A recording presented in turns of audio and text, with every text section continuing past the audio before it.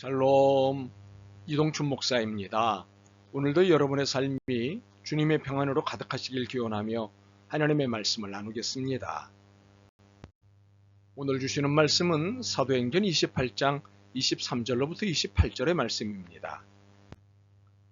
그들이 날짜를 정하고 그가 유숙하는 집에 많이 오니 바울이 아침부터 저녁까지 강론하여 하나님의 나라를 증언하고 모세의 율법과 선지자의 말을 가지고 예수에 대하여 권하더라. 그 말을 믿는 사람도 있고 믿지 아니하는 사람도 있어 서로 맞지 아니하여 흩어질 때에 바울이 한 말로 이르되 성령이 선지자 이사야를 통하여 너희 조상들에게 말씀하신 것이 옳도다. 일러스되 이 백성에게 가서 말하기를 너희가 듣기는 들어도 도무지 깨닫지 못하며 보기는 보아도 도무지 알지 못하는도다. 이 백성의 마음이 우둔하여져서 그 귀로는 둔하게 듣고 그 눈은 감았으니 이는 눈으로 보고 귀로 듣고 마음으로 깨달아 돌아오면 내가 고쳐줄까 함이라 하였으니 그런즉 하나님의 이 구원이 이방인에게로 보내어진 줄 알라. 그들은 그것을 들으리라 하더라. 아멘. 사도행전 28장 23절로부터 28절 말씀을 본문으로 그 한 사람이 믿는다면 이라는 제목으로 말씀을 나누도록 하겠습니다. 바울이 죄수로 로마에 왔지만 생활은 전혀 죄수 같지 않았습니다. 그가 로마에 도착하자 선물이 하나 준비되어 있었는데 자유인처럼 자유롭게 지낼 수 있는 상황이었습니다. 28장 16절입니다.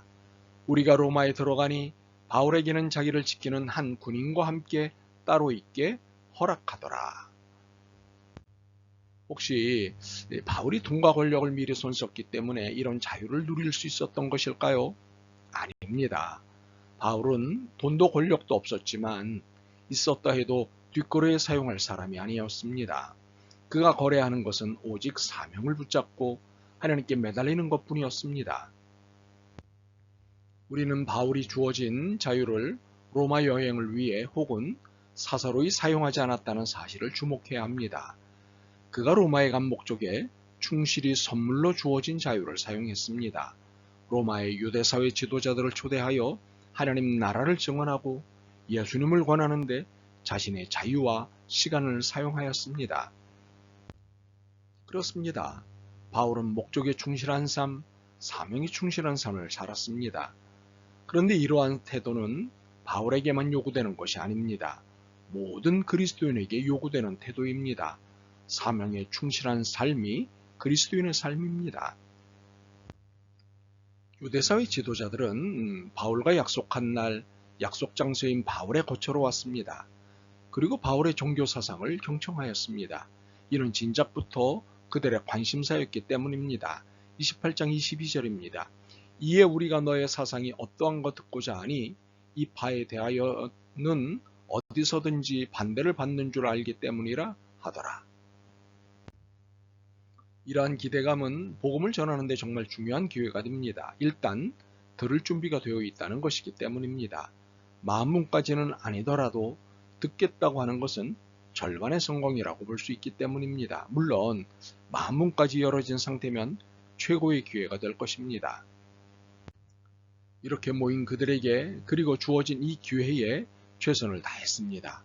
최선을 다해 하나님 나라를 증언하고 예수님을 권하였습니다. 그러자 역사가 일어났습니다. 두 가지 놀라운 역사가 일어났습니다. 첫 번째는 아침부터 저녁까지 그들을 설득하면서 바울의 속내를 터놓을 수 있었다는 것입니다. 아침부터 저녁까지 이 얼마나 긴 시간입니까? 관심이 있어서 오긴 했지만 무려 12시간가량 복음을 전할 수 있었고 이를 들어준 것입니다. 이것은 놀라운 역사라고 말해야 합니다. 하나님이 불러일으키신 일이었습니다. 하나님께 합당한 일이고 하나님이 필요해서 계획하신 일이라면 당연히 하나님이 책임지십니다. 하나님이 책임지시고 아침부터 저녁까지 붙잡아 놓으십니다. 두 번째는 더러는 그의 말을 받아들였다는 것입니다. 물론 더러는 믿지 않았습니다. 그러나 더러는 그의 말을 받아들였습니다.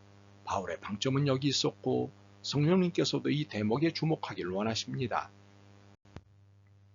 이렇게 이해할 수 있는 것은 이들과의 만남을 끝내면서 이날의 결과를 두고 평가하는 바울의 말에서 알 수 있습니다. 25절로부터 28절입니다.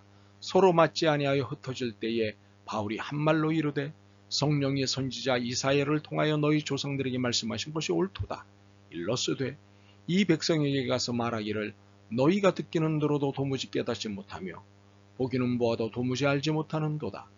이 백성의 마음이 우둔하여져서 그 귀로는 둔하게 듣고 그 눈은 감았으니 이는 눈으로 보고 귀로 듣고 마음으로 깨달아 돌아오면 내가 고쳐줄까 함이라 하였으니 그런즉 하나님의 이 구원이 이방인에게로 보내어진 줄 알라.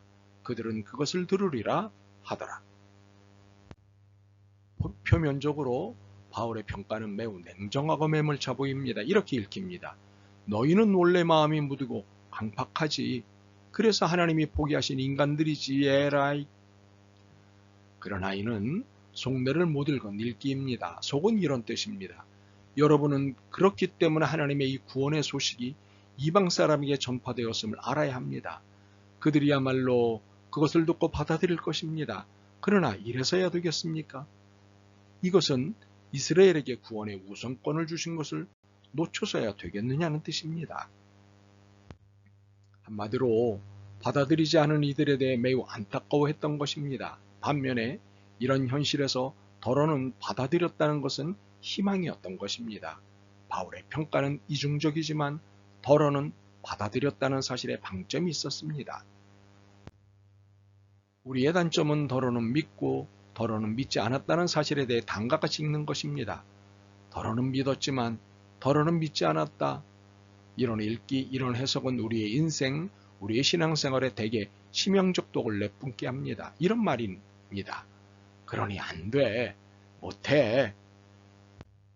우리는 같은 사실을 두고 왜 이렇게 읽는 것일까요? 더러는 믿지 않았지만 더러는 믿었다로 읽으면 안 될까요? 인생의 부흥과 신앙의 부흥은 더러는 믿었지만 더러는 믿지 않았다에서 오지 않습니다. 더러는 믿지 않았지만 더러는 믿었다는 해석을 통해 옵니다. 희망으로 읽는 것이 있습니다. 참으로 교회의 부흥은 더러는 믿었다는 그 숫자가 한 사람일지라도 더러는 믿지 않았지만 더러는 믿었다고 고백할 때 일어나기 시작합니다. 그러므로 우리의 신앙 고백은 그 한 사람이 믿었다에 두어야 할 것입니다. 이러한 믿음과 소망의 읽기가 우리 안에 자리 잡기를 소망합니다. 아멘. 주님, 도무지 믿지 않은 사람들로 인해 실망하고 속상했습니다. 그래서 복음 전하는 일이 귀찮고 두려웠습니다. 그러나 오늘 말씀을 들으며 깨닫습니다. 그래도 믿는 사람이 있다는 것에 기뻐하게 하옵소서. 이 사실 앞에 힘을 내 전도하게 하옵소서. 예수 그리스도의 이름으로 기도드립니다. 아멘. 오늘도 여러분의 믿음과 삶을 응원합니다. 사랑합니다.